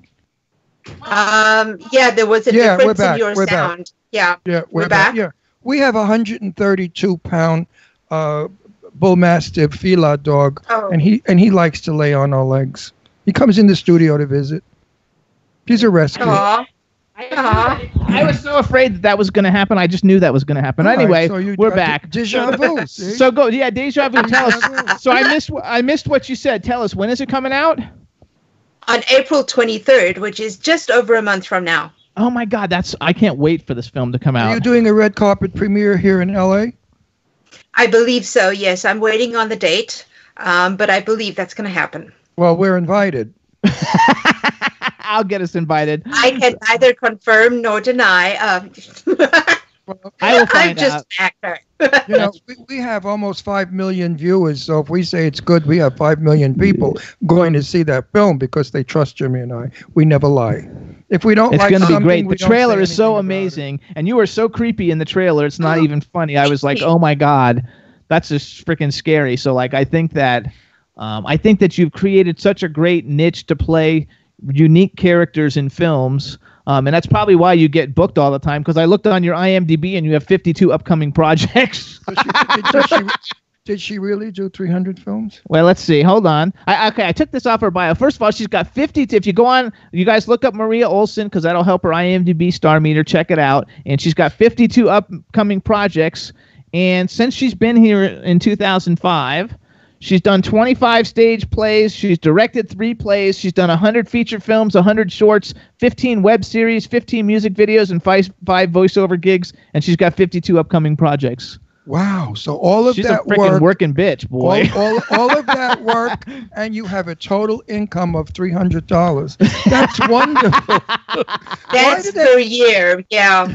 Why do they not pay us really good money in these films? I mean, everybody gets $1,000 a day. We don't get $1,000 a day. Well, those are big budget films, and she's not going to say anything. No, but she wants to work, and you want to work too. So keep your mouth shut. Yeah, but if we get 300 a day, it's like a miracle. That's okay. Meanwhile, do you know Sadie Katz? Absolutely, I love Sadie. Sadie's my daughter, my darling, my love. Do you know Caroline Williams? You know Caroline Williams? No. Nuh-uh. Oh. And how about Augie? Augie Duke? Oh, yeah. I just worked with Augie last month in Arizona. She's awesome. She's so cute. I love Augie. Ron's in Circus Road with Sadie, Augie, Nikki, Chris, those people. This close to being in Circus Road. What happened was the shooting dates changed at the last minute, and I ended up being in South Africa. That's right. That's production. Right. Good. Yeah. So. And what role would you have played? Oh, I would have played the motel manager, the creepy motel manager. Oh. Then you weren't in my scene. I played the minister, who McFadden, who married him. Okay. So I also say, because you have, I have to say, I guess 14 years is a long time, but you've really amassed a career. I know that you do conventions. I looked up that you work with Derek Mackey, and Derek Mackey is a friend of mine. And if you're going to be with somebody, he's like the best autograph convention signing person to be with. He reps Harrison Ford. He's got such an amazing bunch of people. That's what I want to do. That's what he wants to do. Do you do signings? I do, yeah, when they want to book me, which is not that often, but hopefully it's going to be more now that I Spit's coming out. Yeah, because that's really where the income is to make us survive. No, seriously, if you do we have a friend of ours who's a soap opera star, and he goes to one every weekend practically. Wow. Hollywood. And he gets $10,000 just to go because they want him. He's really famous. And then he gets $30 a picture. 20. Nobody gets $30 a picture. Jane Russell got 30. That was Jane Russell. Ask her, how much do people, when you go to conventions, how much do most of the regular actors make on a signing? $20 per picture. $20 a picture, see? Well, I sat with Jane Russell for the whole 3 days of but that's different. She's a legend who was older. Jane got $30. I know, but that's Jane Russell. You're not going to get $30 a picture. Sadie gets 20. Everybody gets 20. One day she made over $3,000. That's Jane Russell. And she gave it to her church because she was very religious. The church needed a new roof, so the only reason that she was doing picture signings was to get money for her church. The minute they got enough to fix the roof, she no longer did it anymore. Wow. Yeah, Jane was a good. You know who Jane Russell is? Oh, sure. I love musicals. Come on now. Okay. Yeah. She got Cary Grant in the back, so there's a pretty good chance that. Carrie didn't do musicals. I know, but the fact that she must watch old movies if she's got Cary Grant hanging on her wall. Jane Russell only did two musicals: Gentlemen Prefer Blonde and French Line. Those were the only two. She was very known for her tough personality with Robert Mitchum in all of those wonderful noir films. So let me ask you a question, because you've made a career in horror. Were you a horror movie fan before you started doing all of this? Do you like to watch horror movies and stuff, or are you just got a great character actor persona that you get cast in a lot of them, but do you actually like them and do you watch them? I love horror movies. I grew up with my mom's telling me about horror movies and horror books. I remember when I was 5, having a discussion with my mom about Dracula and Dracula's victims and stuff. So I literally grew up with that love of horror. Totally watch them every day if I could. Review them. I write horror scripts. I read horror books. I have horror comics. So now, who was your mother? My mom, no one will know her, Marjorie Sorensen, Margie de Boer from East London, South Africa. She's just saying that she's from your mother wasn't an actress in the biz. Not at all. No, I didn't even act for film until I came to Los Angeles, because the town that I grew up in South Africa was like really, really far away from the film industry. I did a whole bunch of theater. But then when I came here to Los Angeles, 2005, I had a year of theater. Then I was like, you know what? I challenge you to do film. You've always wanted to do film. You're here, so get on with it. Do it. And here we are. What do you think of Charlize? How do you say her name? Charlize Theron. Theron.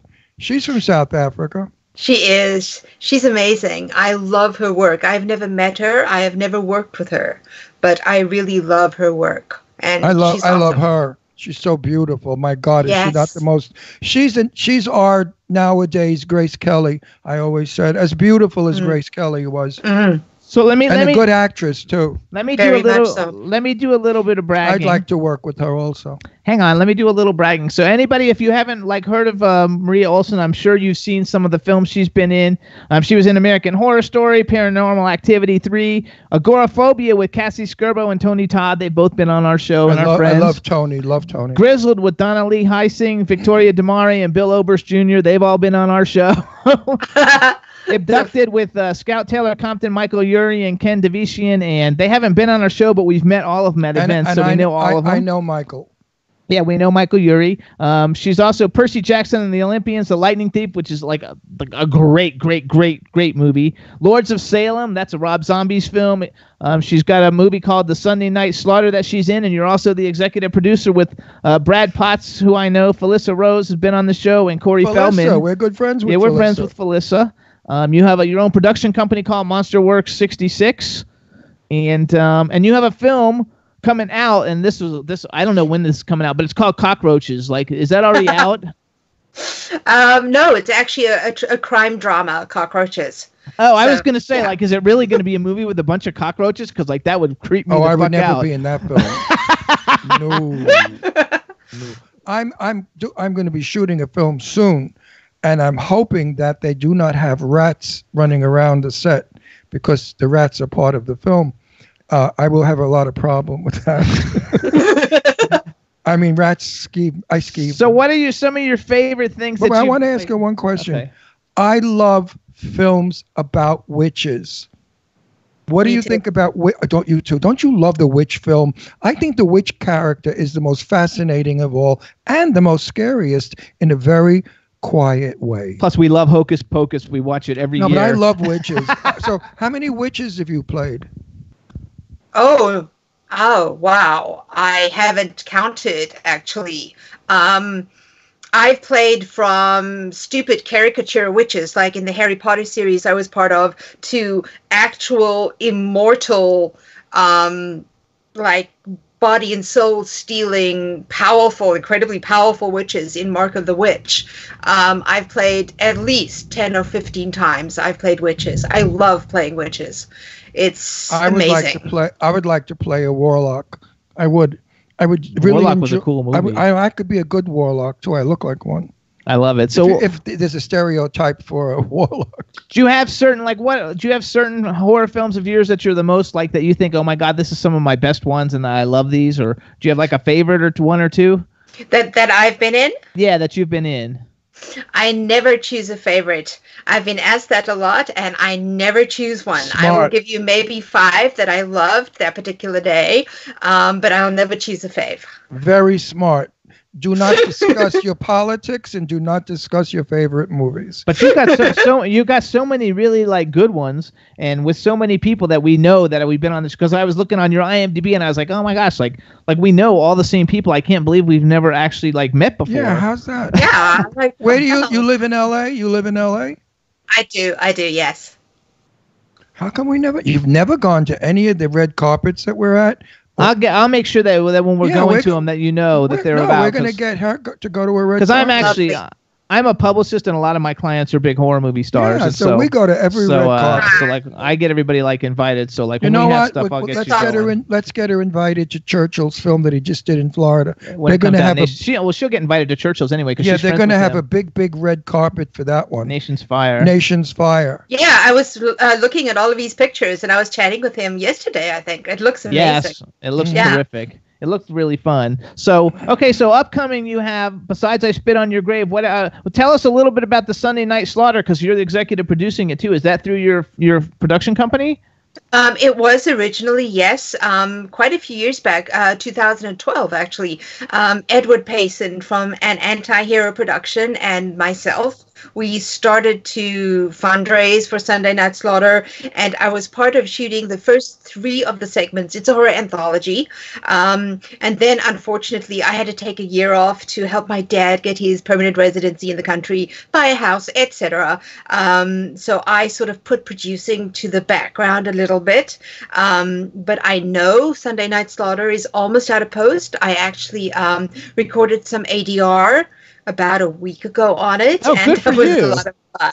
Yes, and it's all shot. It's almost out of post, and I think we should be seeing it come out later on this year. So. Oh, I love it. That's terrific. A question I have to ask you. How are you about remembering lines?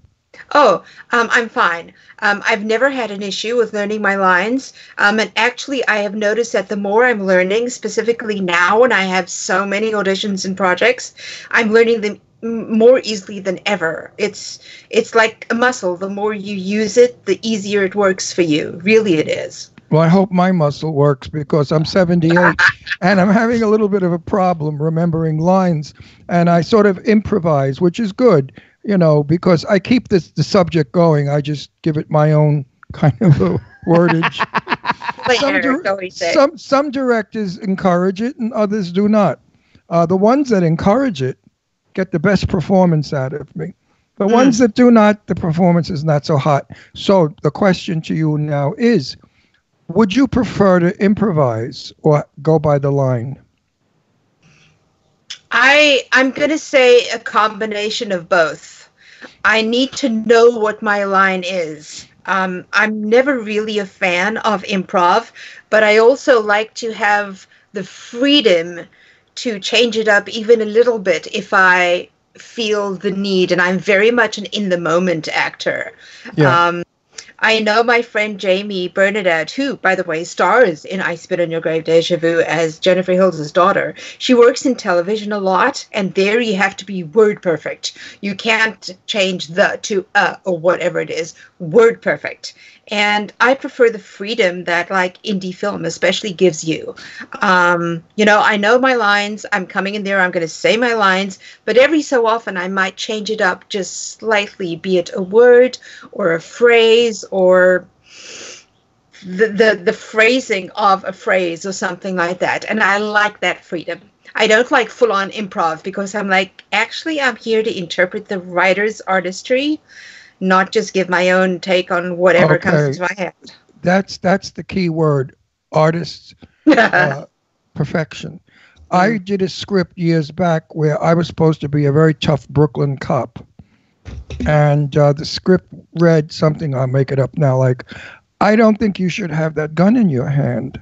I don't know anyone in Brooklyn that's a cop that ever spoke that way.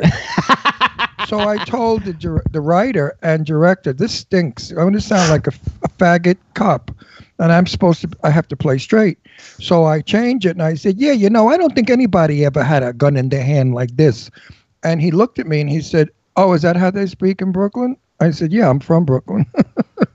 So sometimes you got to rewrite what the writer wrote because he doesn't know what the hell he's talking about. And you never know which is which. You never know if the writer wrote it a specific way to make a point about the character, or whether the writer just hasn't a clue what they're talking about. You don't know. Well, most writers. I love your accent, by the way. It's so fabulous. She doesn't even have an accent. Her English is perfect. Writers mostly write from ego, and they write how they would like to portray the part. So they don't really write for the character. Years ago, when a script was written, or say a Warner Brothers script, it was written expressively for the character, and none of the writer was in it. Today, I find a lot of the writers write about who they are, not the character. Do you feel that also? Well, you're always going to get a bit of it because the only lens you can see the world through is your own. But I agree. I've read like feature scripts where every single character sounds like the same person. Absolutely. There's no differentiation, Oh, you know, no. and even I'm guilty of that a little bit. And no character development. This is something I'm really upset about today. There's no character development. They simply bring somebody on that does their lines, and where the hell did that come from? And also, what upsets me is no rehearsals. You know, I'm in film 58 years, okay? So I remember, and you do too, the days of rehearsal. Now they shoot a film in 10 days. There's no rehearsal. And they take one take. And I think that's why some of these horror films stink, because they look amateurish, because they're not ironed out. What do you feel about that? I quite agree with you. I was on a film with very dear friends of mine, but they had one day to shoot this like huge scene with a whole bunch of kids and huge effects and they shot all the kids stuff out. But by the time they got to my scene, you know, reverse onto my character, and I had a huge emotional scene. Sorry, light is going. You have one take. And I'm like, well, okay, here we go. In fact, they told me that after I had my take. They were like, okay, that's it, bye. And I'm like, well, okay. Wow. So it's a lot of... Luckily, you're really good at what you do. Yeah, but that's a curse of an actor when an actor has to do that because you feel that you maybe didn't do the scene the way you thought you could do it. You know, every scene you do, every take, like what's his name? When Jane Russell was shooting the Outlaw, Crazy Howard Hughes shot a tombstone 46 times. I mean, heck, it was a tombstone of Billy the Kid. And Jane told me this. They took 46 takes in different angles of a tombstone. Back then they did that. Jane also told me they always wanted her to lean forward, pick up a bucket of water so her cleavage would bubble out of whatever. I think, though, it also depends on the kind of film that you make. I mean, No. It's the filmmakers today are so concerned about the money investors and not running over budget that they don't really care about the film or the actors. Therefore, every filmmaker is worried about getting a green light from the money lenders, and the money lenders run the business. They tell you who should be in a film and who should not be in a film. I think, though, it depends on... No. Now I'm telling you. But wait a minute. Wait a second. I'm not finished with my shout out. If you are an actress who has been semi-nude or nude in a film, you may not get a film today because a lot of money investors come from countries where they don't approve of women nude. And you will be thrown off a film or not even into a film. And I think that's wrong because actors act. And if you're playing a prostitute and you're naked, that's part of the scene. So She played a prostitute in something. But you know what? No, seriously. Neighbors. Yes, I knew some. Oh, yeah, Neighbors. In that comedy Neighbors, she played a prostitute. That's different. But nudity in a lot of foreign countries is not accepted as homosexuality. So if you are gay or a gay character, they don't want you to be gay, and you cannot act gay. Now, I was hired as a gay comic. And when I got on the set that morning, they said, no gay, play it straight. And I said, but why did you hire me? You hired me because I'm campy, wild, and fun. They said, no, but be straight and boring. So I felt that was very wrong. So it was kind of homophobic. But I said it depends on... But it's also because of the people who are investing come from countries where homosexuality, they kill people. But They it throw them also off depends... roofs. Okay, but it also depends on the movies, because she's been in independent films that are like a lot of the films that you've been in and the ones that we go to the premieres for. She's also been in Percy Jackson's Lightning Thief, which cost $100 million to make, and I'm sure that the attitude on the set there is not the same as the attitude on a $150,000 movie. And so I think I don't care what it is. A film should be done to the best. Oh, absolutely. It can be. Actors have to give it 100% or 110%. A film that is not good because of the actors, the editing, mostly the editing, and totally the director. I mean, there are some directors who should really go and sell coffee at McDonald's or something. So hold on, let's go on because we have 7 minutes left. So let's go. Let's do some hypotheticals. Let's say, okay, so you've already done all these great movies and you've worked with some really great people, and you've had such great opportunities. Let's say you could have been in any movie that's ever been made in history. What movie would you have liked to be in? And who's your bucket list? Who would you like to who's a male and female actor that you think, oh my God, I would love to like work with these people? All right, movie that I would have loved to have been in, Metropolis, Fritz Lang's Metropolis. We're going back to German Impressionism now. I adore that film with every single soundtrack that we can find. Giorgio Moroder, the original. I want to be in that movie, damn it. All right, who I want to work with, male and female. Male, probably Robert Downey Jr. I really admire him, and I love his acting style, actually. Female, well, it's between 3 right now, and I'm going to give you all 3. Okay, give us all 3. Saoirse Ronan, The Lovely Bones, Lady Bird. She's freaking brilliant. Oh, my God. Vera Farmiga. She's the lady from that Brooklyn movie. Vera Farmiga. I'm literally tracking down every movie she's ever been in to watch her. She's got one of the most expressive faces. If you watch Bates Motel, she plays the mother. She's amazing. And I probably would not be able to say a word if I was confronted with this actress, but I would love to be on set with Gillian Anderson. Oh, that's a good one. Nobody's ever said Gillian Anderson. That's a cool one. She's really good. And, I mean, I've been watching X-Files since I was, like, yay high. So it's like, I never saw X-Files ever until I met Ron. I had never seen it. She's fabulous. I met her years ago at a cocktail party in town, and she was absolutely lovely and so, like, not a movie actress. She was like a real human. What do you think of my love, who I want to work with so badly? Michelle Dockery. Dockery. I bet she doesn't know who Michelle it is. Dockery. Abington. Have you ever seen Downton Abbey? How about, did you see there was a TV show on called that you should have watched because you would have loved this. It's up your alley. What was that show called? It was on TBS. Good Behavior. Good Behavior. It was called Good Behavior on TBS, and she's the star of it. She's also the star of Downton Abbey. Okay. And, I haven't seen either of those. His favorite. That's his favorite actress. Here's a part that she played in her TV series here. Would you play this part? A prostitute, a shoplifter, a drug addict, a murderer, a liar, a whore. Those are all the pieces to this character she played. She played it brilliantly. She didn't hit you over the head with it. It was so real. That's a hell of a but the reason you have character to play. Would you play that? Is that a challenge? She's already played a prostitute. No. But a shoplifter, a prostitute, a murderer, a drug addict, and a klepto. She's a murderer too. No. No. Look at all the pieces you're working with. You're working with a lot of pieces, and you could very easily make it overly done. She did not.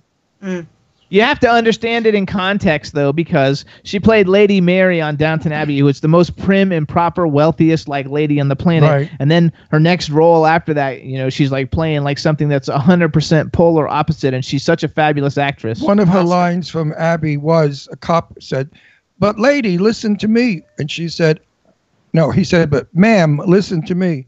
She said, "I am Lady Mary of Bubba." It just went on and on. It was so wonderful. And then to see her playing this prostitute, shoplifter, murderess, horrible human being who you love because she's kind and gentle and wonderful. I'm sorry they didn't give it a 3rd season. But if you can pull it up. There's a lot of stuff you can get out of it. Good Behavior. It was fabulous. So what are some of your favorite horror movies to watch that you like to actually like watch? I'm going to start with Last Shift. It's a film from Anthony de Blasi, actually, who I hope to work with at some stage. It's just this little random indie from 2014, which I found on Netflix. And oh my gosh, is it terrifying. So if you like terrifying films, definitely watch Last Shift. Okay, I'm writing it down. The Last Shift. Okay. Last Shift. Recently, I've loved Hereditary. I love The Witch. I love Interview with the Vampire. I love Bram Stoker's Dracula. I love huge, impressive, sumptuous, visually beautiful horror. That's what I usually like. Those are very high budget, well done, directed films. Yeah. They're not the films I talk about. I like a lot of the indies. I was in a Lemon once. I'll never talk the title because people start looking it up and they get hysterical. But when I got on the set, it was my scene, and I said, "Where are my marks?" He said, "Oh, we don't have any. Just walk around." I said, just walk around. He said, "Yeah, the camera's on my shoulder. We'll follow you." Then What was the other thing they said? I don't know, you got 1 minute, so you got. Oh, anyway, something else I said. It was a dog. Let's put it that way. I said, wait. I said, where's my key camera? Oh, wait, this is it. And all you have to do to find it is go to Ron Russell's IMDb. No, don't you dare. You know what? It was. I did it for a friend, and I did it for a friend. So anyway, listen, you guys, Maria. Don't ever do it for a friend, by the way. This is Maria Olsen. She's got great movies. You want to make sure on April 23rd, is that what you said, or April 23rd, I Spit on Your Grave, Deja Vu. It's going to be fabulous. You can follow her on Twitter at Maria Olsen 66, MariaOlsen 66. Do you have like a Facebook page and all that kind of stuff, and Instagram? Are you on everything? Are you Maria Olsen 66 everywhere? On Instagram, correct. On Facebook, Maria Olsen fan page. There you go, you guys. So like her, look her up, watch all her films. We want to thank you for coming on the show. Can't wait to see you when I Spit on Your Grave. At the premiere red carpet of I Spit on Your Grave. We're going to meet you because awesome. we're going to, I'll figure out how to get my way in there, so it'll be no problem. Oh, it's no big Thank deal. you so much, Maria, for coming on the show. Thank Congratulations you, on your career. We'll see you soon. Thank and everybody, you. Thanks for tuning in. We'll see you guys next week. We got a Bye-bye, great honey. show. Next week, we got a great show with Sean Kanan and who did I say? Oh, the guy from Maroon 5, Jesse Carmichael from Maroon 5. All right, everybody, take care. See you next week. Bye. Bye-bye. I hope to work Thanks. with you. I hope I work with you one day. Yeah, that would be awesome. It would be fun. Yeah. Absolutely. So, Maria, thank you so much. The show will go up. The audio will go up later today sometime, hopefully, or by tomorrow at the latest, and the video will be up by like Monday.